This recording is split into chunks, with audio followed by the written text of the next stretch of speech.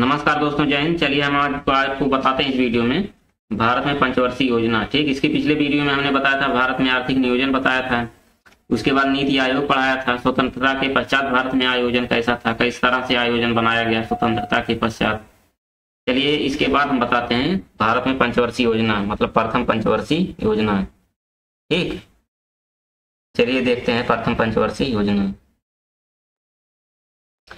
सबसे main point यही है इसका जो है कार्यकाल, मतलब कितने समय से कितने समय से तक रहा है प्रथम पंचवर्षीय योजना। 1 अप्रैल 1951 से 1956। ठीक, इसका कार्यकाल यही था। और सबसे बड़ी विशेषता है किस मॉडल पर आधारित थी, यह जो है डोमर समृद्धि मॉडल पर आधारित थी। ठीक, डोमर समृद्धि मॉडल। सवाल पूछेगा कि प्रथम पंचवर्षीय योजना जो किस मॉडल पर आधारित है, तो आपका जवाब होगा डोमर समृद्धि मॉडल पर। अब डोमर समृद्धि मॉडल का उद्देश्य क्या है, तात्पर्य क्या है, इसके अनुसार जो है डोमर समृद्धि मॉडल के अनुसार जो है दीर्घकाल में पूर्णकालिक रोजगार की स्थिति को बनाए रखने के लिए निवास में निरंतर लगातार यानी मतलब लगातार वृद्धि करते जाइए। दीर्घकाल में लंबे समय तक दीर्घकाल में पूर्ण रोजगार की स्थिति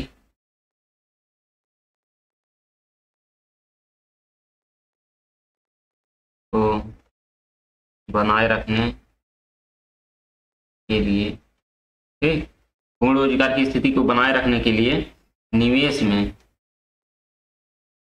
में लगातार वृद्धि करते जाइए। लंबे समय में अगर जो है पूर्ण रोजगार की स्थिति को बनाए रखना है तो निवेश में वृद्धि करते जाइए।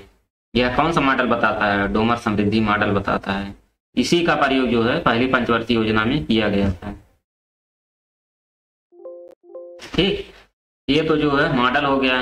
अब चलिए जो है प्रथम पंचवर्षीय योजना की प्राथमिकता किसको दी गई। प्राथमिकता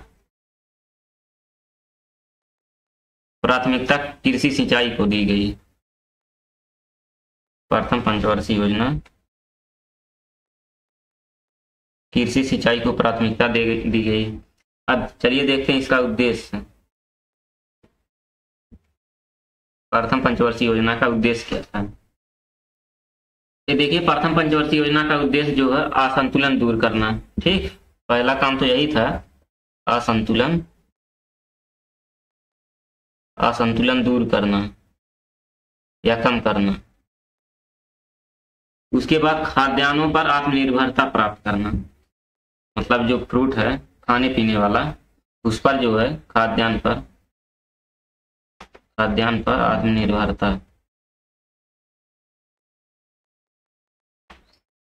आत्मनिर्भरता प्राप्त करना प्रथम पंचवर्षीय योजना का यही उद्देश्य था। ठीक, अब चलिए देखते हैं प्रथम पंचवर्षीय योजना के समय जो है कुछ परियोजनाएं थी, बहुउद्देशीय परियोजनाएं थी, उसको देख लेते हैं।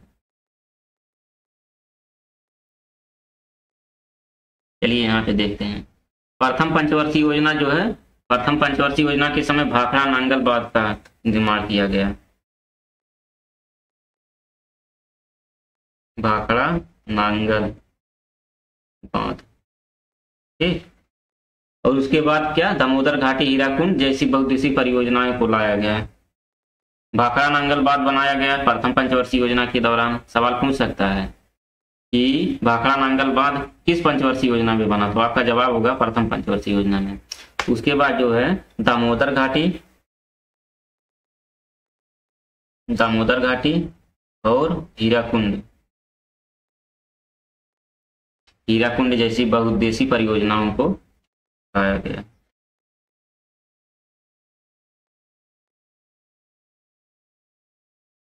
बहुउद्देशीय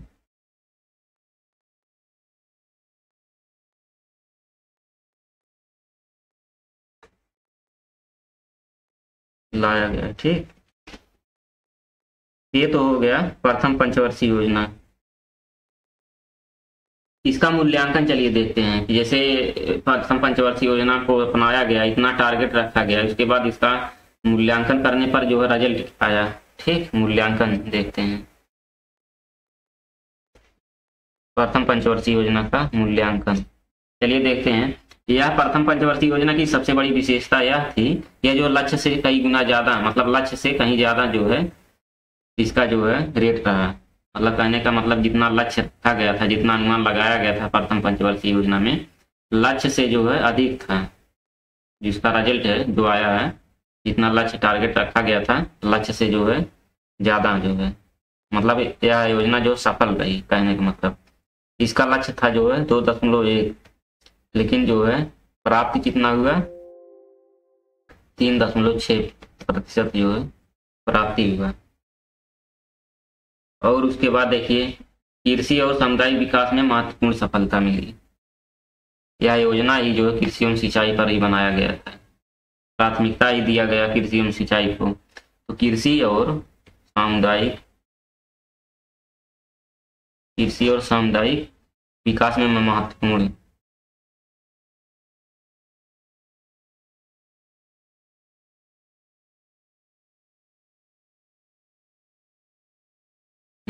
सफलता। ठीक, कृषि और सामुदायिक विकास में महत्वपूर्ण सफलता मिली। ये तो था जो है पहली पंचवर्षीय योजना। ठीक, चलिए अब इसके बाद बताते हैं आपको दूसरी पंचवर्षीय योजना।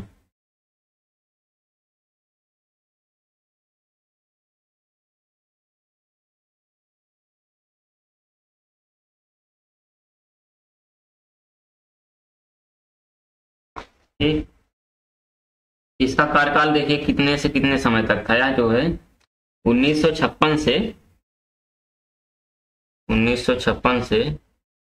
61 5 साल का यही था। अब किस मॉडल पर आधारित है ये भी देख लीजिए। मॉडल, इस मॉडल पीसी महालनोबिस मॉडल पर आधारित थी। PC Mahalanobis, PC Mahalanobis model पर आधारित थी। और जोर किस पर दिया गया? द्वितीय पंचवर्षीय योजना की सबसे बड़ी विशेषता थी यह भारी उद्योगों की स्थापना पर जोर दिया। बड़े बड़े उद्योग स्थापित किए गए द्वितीय पंचवर्षीय योजना में। भारी उद्योग की स्थापना को टारगेट रखा गया, इसमें जोर दिया गया। ठीक, चलिए इसके बाद इसका उद्देश्य देखते हैं। उद्देश्य, द्वितीय पंचवर्षीय योजना का उद्देश्य क्या था? यह जो इसका उद्देश्य समाजवादी समाज की स्थापना करना मेन उद्देश्य था। समाजवादी समाज की स्थापना। ठीक, समाजवादी समाज की स्थापना करना। और इसके बाद चलिए देखते हैं कि द्वितीय पंचवर्षीय योजना के समय जो है बड़े बड़े जो उद्योग स्थापित किए गए उनमें से कौन कौन से उद्योग जो है महत्वपूर्ण थे, कौन कौन से बड़े बड़े उद्योग स्थापित किए गए। चलिए उसमें देखते हैं। पहला था राउरकेला। ठीक, राउरकेला में एक उद्योग स्थापित किया गया। पहला था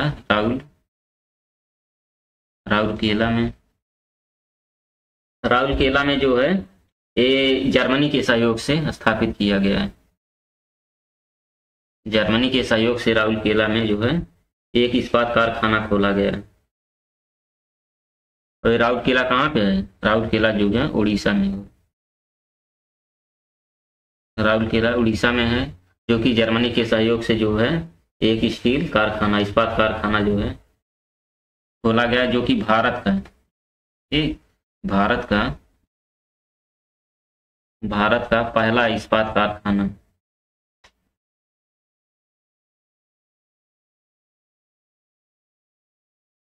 भारत का पहला इस्पात कारखाना था यही। इस समय जो राष्ट्रपति डॉक्टर राजेंद्र प्रसाद ने किया था उद्घाटन। तो यह जो है राउरकेला में खोला गया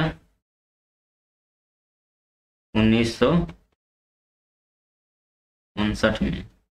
1959 में खोला गया भारत का पहला इस्पात कारखाना डॉक्टर राजेंद्र प्रसाद ने। डॉक्टर राजेंद्र प्रसाद राष्ट्रपति थे इस समय।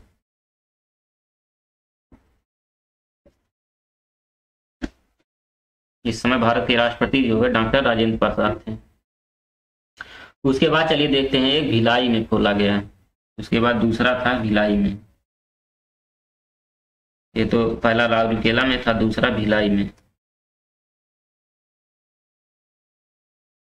ठीक, भिलाई में जो खोला गया है यह छत्तीसगढ़ में खोला गया रूस की सहायता से 1953 में।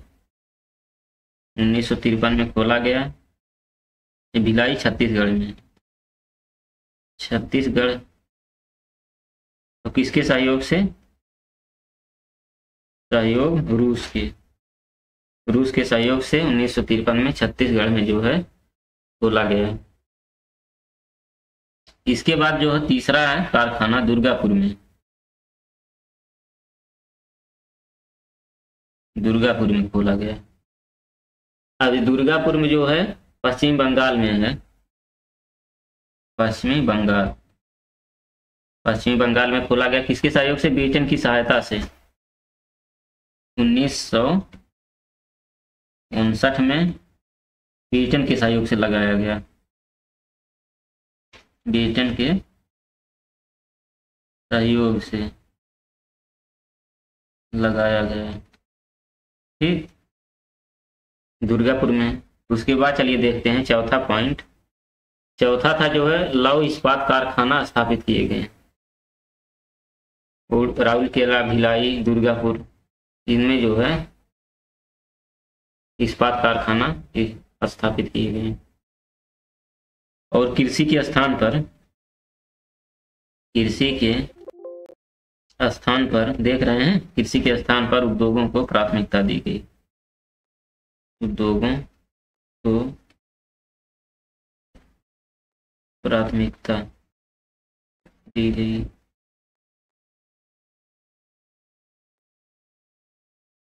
चलिए ये तो हो गया।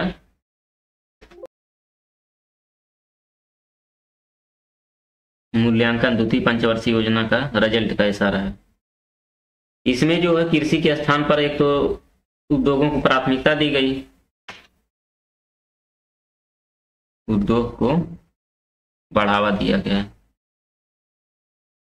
ठीक, उसके बाद जो है मुद्रास्फीति बढ़ी और विदेशी मुद्रा संकट भी पैदा हुआ।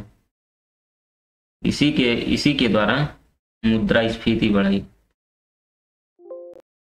मुद्रास्फीति बढ़ी तो मुद्रास्फीति बढ़ने से विदेशी मुद्रा संकट पैदा हुआ। उसके बाद इसमें देखते हैं औद्योगिक क्षेत्र तेजी से उभरा। उद्योगों पर ही विशेष ध्यान दिया गया। इसी की वजह से औद्योगिक क्षेत्र तो उभरा। औद्योगिक क्षेत्र तेजी से आगे बढ़ा। परिवहन एवं ऊर्जा क्षेत्र में विस्तार हुआ। परिवहन एवं ऊर्जा क्षेत्र में प्रगति हुआ और प्रति व्यक्ति आय में भी वृद्धि हुआ।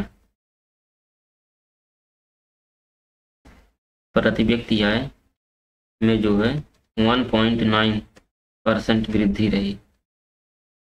ठीक, या तो इसका मूल्यांकन होगा। चलिए अब इसके बाद जो है तृतीय पंचवर्षीय योजना पढ़ते हैं। ठीक, तीसरी पंचवर्षीय योजना।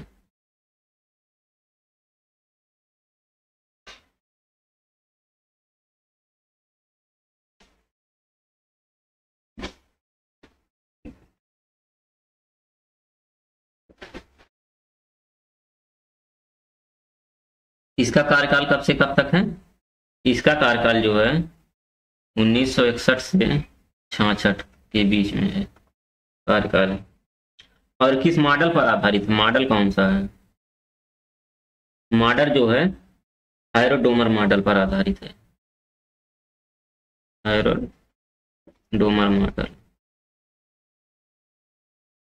हायरोडोमर मॉडल पर आधारित है। ये सब जो सिद्धांत हैं, जब जो है कोई ऑप्शनल पढ़ता है या और केवल इकोनॉमिक पढ़ता है, जब इकोनॉमिक्स पढ़ता, अर्थशास्त्र जब पढ़ा जाता है, उसमें ये सब सिद्धांत जो है बताए गए हैं विस्तार से, जो कि जो है भारतीय अर्थव्यवस्था में हटके है इससे, सब्जेक्ट वालों के लिए है। उसमें इसका मूल्यांकन जो है अच्छे से किया गया है। इसमें देखते हैं बल किस पर दिया गया है। कृषि एवं उद्योग पर ज्यादा ध्यान दिया गया। ठीक, कृषि एवं उद्योग पर बल दिया गया है तीसरी पंचवर्षीय योजना में। और तीसरी पंचवर्षीय योजना में एक घटना घटी थी, भारत और चीन के साथ युद्ध हुआ, भारत चीन युद्ध 1962। उसके बाद भारत पाक युद्ध, भारत पाकिस्तान के बीच युद्ध या 1965 में हुआ था। उसके बाद एक युद्ध और हुआ था, चीन युद्ध हुआ, पाक युद्ध हुआ। उसके बाद जो है एक भीषण अकाल पड़ा था 1965 से 66 में भीषण अकाल पड़ा।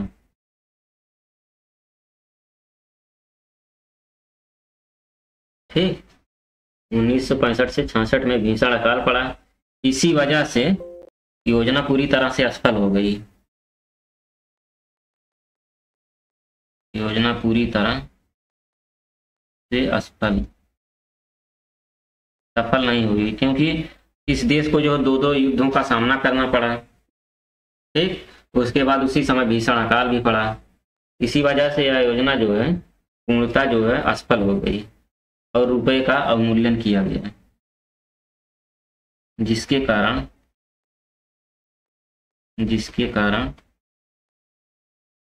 रुपए का अवमूल्यन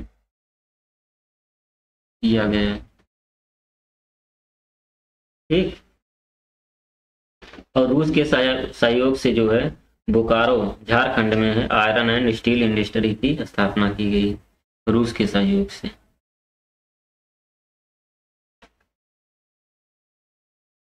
रूस के सहयोग से बोकारो, ये बोकारो कहाँ पे है? ये झारखंड में पड़ता है। ठीक, बोकारो झारखंड में है। Iron and steel company, iron and steel company, iron and steel company की स्थापना की गई। ठीक, उसके बाद जो है ट्रिकल डाउन थ्योरी का अनुसरण किया गया, मतलब टिक्कन सिद्धांत, ट्रिकल डाउन थ्योरी।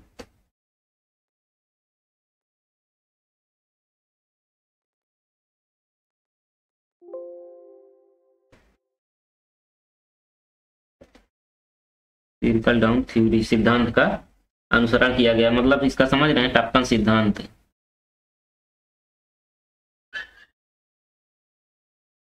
टप्पन सिद्धांत का अनुसरण किया गया। इसका उद्देश्य क्या था? ट्रिकल डाउन थ्योरी का उद्देश्य जो है, जैसे व्यापारी हो गए और धनी लोग हो गए। ठीक, व्यापारी और धनी लोग जो हैं, देख लीजिए, व्यापारी प्लस धनी, ये जो व्यापारी और धनी लोग हैं, इनके ऊपर से कर घटाया जाए, जिससे जो है अल्पावधि में व्यापार में निवेश को बढ़ावा मिलेगा और दीर्घकाल में समाज को लाभ मिलेगा। जैसे व्यापारी पर से जो है कर हटा देंगे, मतलब कहने का मतलब कर कम किया जाएगा, एकदम से नहीं कर मतलब हटा देंगे। जो व्यापारी हैं, बड़े बड़े जो धनी हैं, उनके ऊपर से अगर कर हटाएंगे तो इससे वे जो है निवेश करेंगे, इससे जो है व्यापार में निवेश, जब व्यापार में निवेश में वृद्धि करेंगे, जब व्यापार में निवेश करेंगे, इससे जो समाज को लाभ मिलेगा, दीर्घकालिक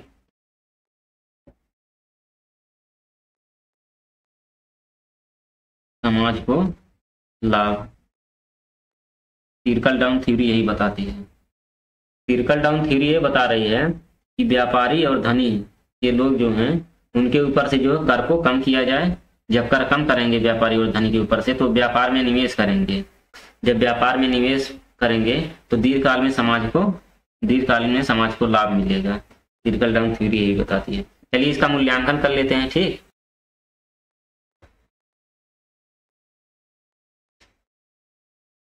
चलिए देख लेते हैं।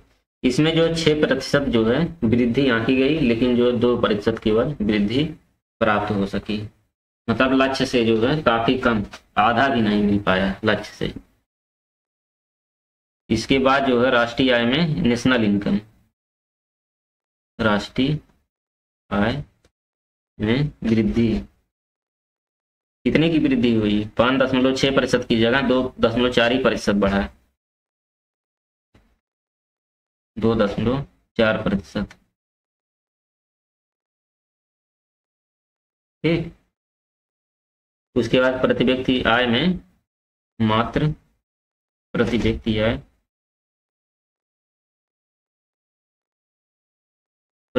आय मात्र जो है वृद्धि मात्र 0.2% हुआ। प्रति व्यक्ति आय में वृद्धि मात्र 0.2% हुआ। ठीक, चलिए इसके बाद देखते हैं 3 वार्षिक योजनाएं। मतलब इसके बाद जो है योजना अवकाश आ जाता है। भारत की योजनाएं पूरी तरह से विफल रहती हैं, उसके बाद जो है योजना अवकाश आ जाता है।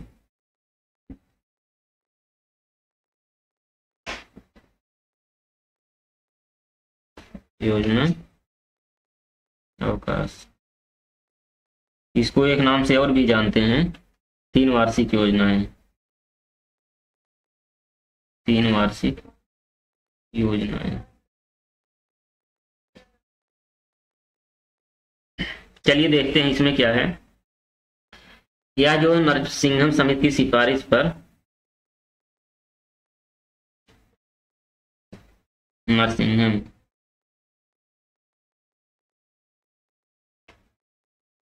नारीमन समिति की सिफारिश पर, नरसिंहम नहीं है, नारीमन समिति की सिफारिश, सॉरी नारीमन समिति की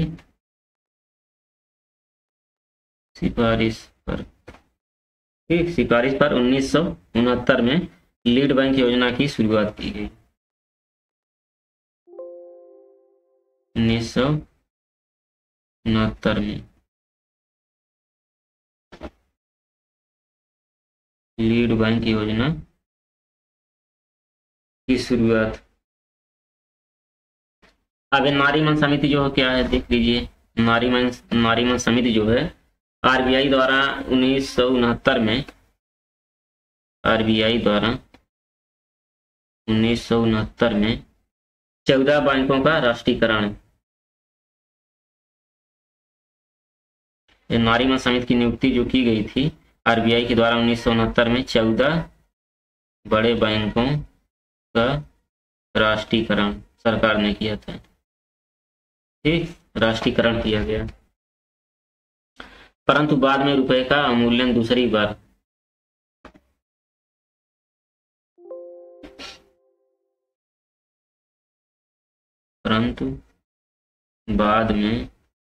रुपए का अवमूल्यन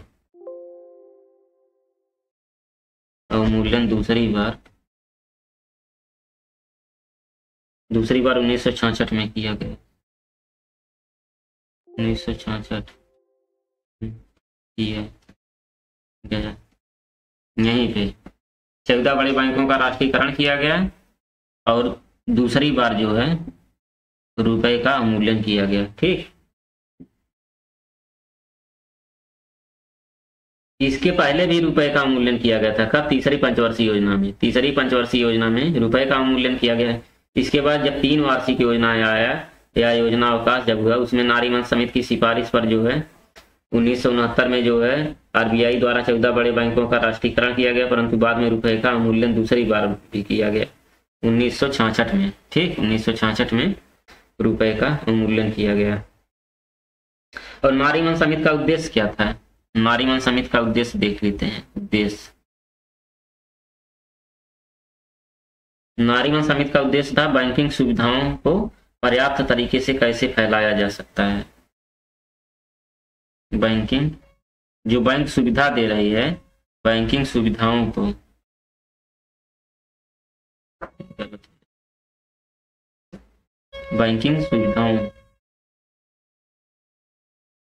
बैंकिंग सुविधाओं को पर्याप्त तरीके से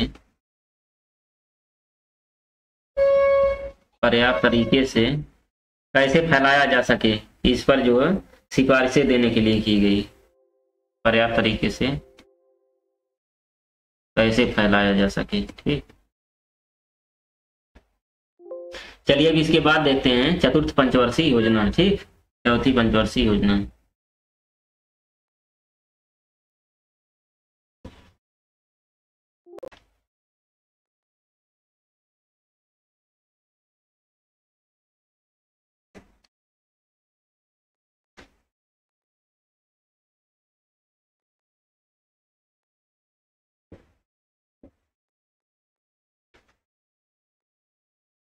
चतुर्थ पंचवर्षीय योजना, इसका कार्यकाल 1969 से 74 था।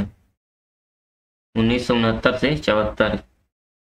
अच्छा, एक चीज ध्यान दीजिएगा, तीसरी 3 वार्षिक योजनाएं थी जो इसको जान ही रहे हैं, 66 से 69 था, इसके बाद जो है 69 से 74। चलिए इसमें देखते हैं क्या क्या है, मेन पॉइंट देख लेते हैं। योजना का प्रारूप जो है DR गाडगिल द्वारा तैयार किया गया। प्रारूप किसके द्वारा तैयार किया गया है? DR गाडगिल, फार्मूला जानते होंगे।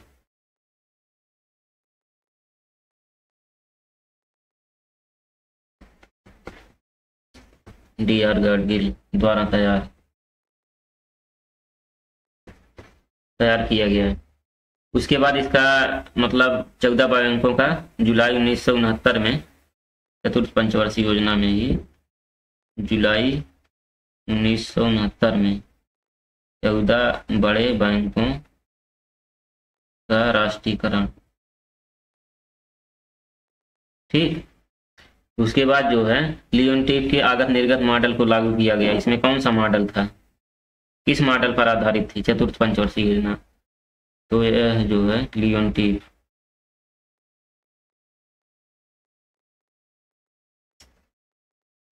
के आगत निर्गत मॉडल पर, आगत निर्गत मॉडल पर यह आधारित थी।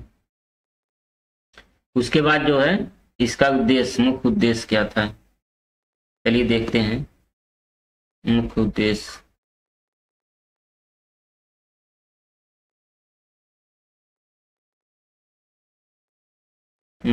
में देख लीजिए, यह स्थिरता के साथ आर्थिक विकास,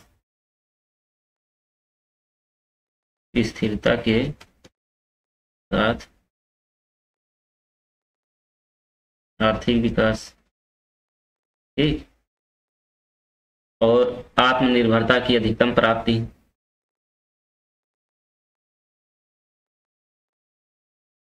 आत्मनिर्भरता की अधिकतम प्राप्ति, ज्यादा से ज्यादा आत्मनिर्भर बनना। उसके बाद जो है अर्थव्यवस्था का न्यायपूर्ण विकास करना, अर्थव्यवस्था का न्यायपूर्ण ढंग से विकास, अर्थव्यवस्था के न्यायपूर्ण में तेजी लाना, उससे विकास करना। उसके बाद चौथा पॉइंट इसमें था जनसंख्या वृद्धि पर नियंत्रण रखना। जनसंख्या भी इस समय बहुत तेजी से बढ़ रही थी, जनसंख्या वृद्धि को कम करना, कंट्रोल में लाना। और उसके बाद जीवन स्तर में सुधार, जीवन स्तर में वृद्धि करना, सुधार लाना। और उसके बाद जो है परिवार नियोजन कार्यक्रम लागू किया गया है।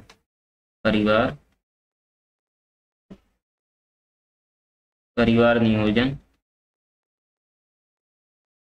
कार्यक्रम लागू करना, यही जो है चतुर्थ पंचवर्षीय योजना का मुख्य उद्देश्य था। चलिए इसका मूल्यांकन कर लेते हैं। ठीक, मूल्यांकन भी जरूरी है, मूल्यांकन देखते हैं। इसका मूल्यांकन विकास दर लक्ष्य जो था, विकास दर लक्ष्य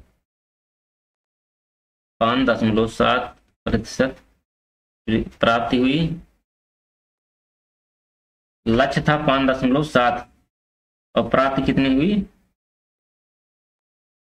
प्राप्त हुआ 3.3%। कहने का मतलब जितना लक्ष्य रखा गया था उतना जो है प्राप्त नहीं हुआ विकास में। उसके बाद जो है प्रति व्यक्ति आय में आय वृद्धि दर कितनी थी, ये भी देख लीजिए। सवाल पूछेगा कि चतुर्थ पंचवर्षीय योजना में प्रति व्यक्ति आय जो है वृद्धि दर कितना था, तो आपका जवाब होगा 1.1% प्रति व्यक्ति आय वृद्धि दर। औद्योगिक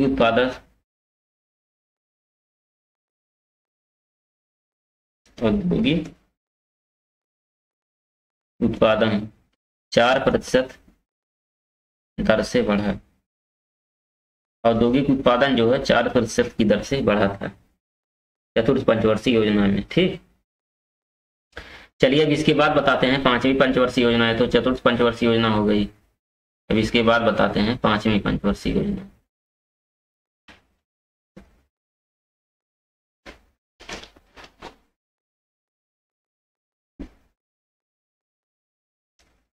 पांचवी पंचवर्षीय योजना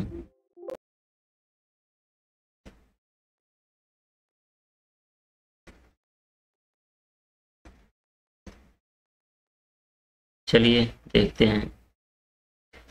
यह कब से कब तक थी? 1974 से 79। 1974 से 79 इसका कार्यकाल रहा। और जो है डीपी धर मॉडल पर आधारित थी। किस मॉडल पर? मॉडल देख लीजिए, मॉडल डीपी धर मॉडल पर आधारित थी। और यह जो है वर्ष 1975 में 20 सूत्री कार्यक्रम लाया गया। पांचवी पंचवर्षीय योजना में 20 सूत्री कार्यक्रम 1975 में 20 सूत्री कार्यक्रम भी लाया गया पांचवी पंचवर्षीय योजना में। और 2 अक्टूबर 1975 को क्षेत्रीय ग्रामीण बैंक स्थापित किए गए। 2 अक्टूबर 1975 क्षेत्रीय ग्रामीण बैंक की स्थापना। 2 अक्टूबर 1975 को क्षेत्रीय ग्रामीण बैंक स्थापित किए गए। ठीक, और 1975 में 20 सूत्री कार्यक्रम भी लाया गया है पांचवी पंचवर्षीय योजना के अंतर्गत। इसके बाद चलिए देखते हैं इसमें कुछ योजनाओं को लाया गया है। वो कौन कौन सी योजनाएं थी, चलिए उसको देख लेते हैं। और इसका एक उद्देश्य ये था कि गरीबी उन्मूलन के साथ आत्मनिर्भरता प्राप्त करना। ठीक, गरीबी उन्मूलन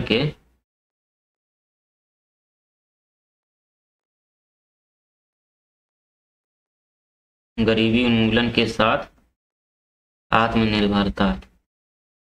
आत्मनिर्भर बनना, आत्मनिर्भरता प्राप्त करना, एक उद्देश्य भी था। इसमें कुछ जो है योजनाएं लाई गई थी। चलिए उन योजनाओं को, कार्यक्रम चलाए गए थे उनको देख लेते हैं। पहला कार्यक्रम तो ये था काम के बदले अनाज कार्यक्रम।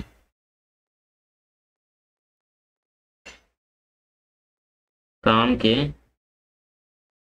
बदले अनाज ये था। उसके बाद दूसरा था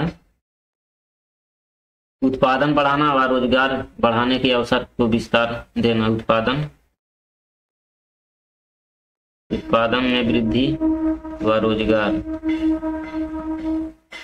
रोजगार को बढ़ावा देना, रोजगार के अवसर को बढ़ावा देना, उत्पादन को बढ़ावा देना, प्राथमिक शिक्षा को बढ़ावा देना, प्राथमिक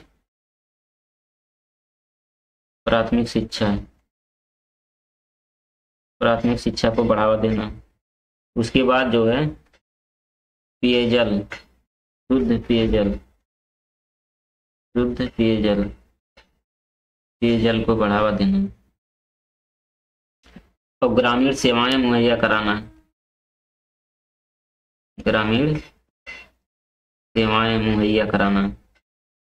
एक उद्देश्य ये भी था। उसके बाद ग्रामीण आवास प्रदान करना, ग्रामीण आवास प्रदान करना, और ग्रामीण सड़कें, ग्रामीण विद्युतीकरण पर विशेष ध्यान दिया गया। ग्रामीण सड़कों और विद्युतीकरण पर विशेष ध्यान दिया गया। ठीक, ये था जो है 5वीं पंचवर्षीय योजना। चलिए इसका मूल्यांकन भी कर लेते हैं। 5वीं पंचवर्षीय योजना का मूल्यांकन।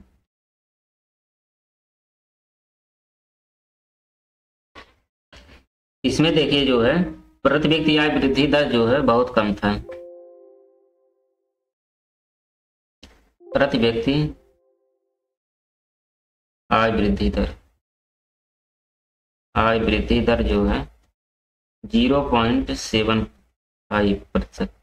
कहने का मतलब 1% भी नहीं प्रति व्यक्ति आय वृद्धि दर रहा। और जीडीपी में,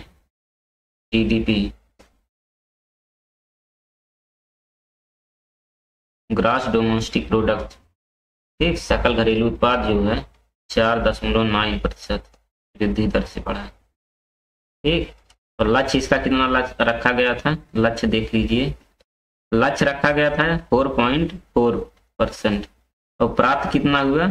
4.8%। कहने का मतलब लक्ष्य जितना रखा गया था उससे थोड़ा ग्रोथ हुआ, वृद्धि हुआ। एक तरह से देखा जाए कि पूरी तरह से जो अपने लक्ष्य को प्राप्त करने में जो है बहुत ज्यादा सफल नहीं हो पाई है योजना। और एक वर्ष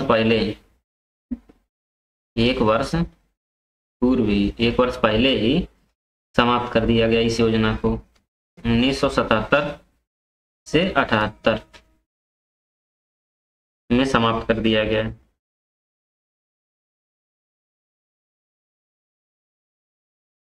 ठीक, इस योजना को। ये तो था जो है 5वीं पंचवर्षीय योजना। ठीक, चलिए दोस्तों, इसके बाद हम बताएंगे अनवरत योजना, उसके बाद 6वीं पंचवर्षीय योजना, उसके बाद जो है और आगे बताएंगे। जय हिंद, नमस्कार दोस्तों।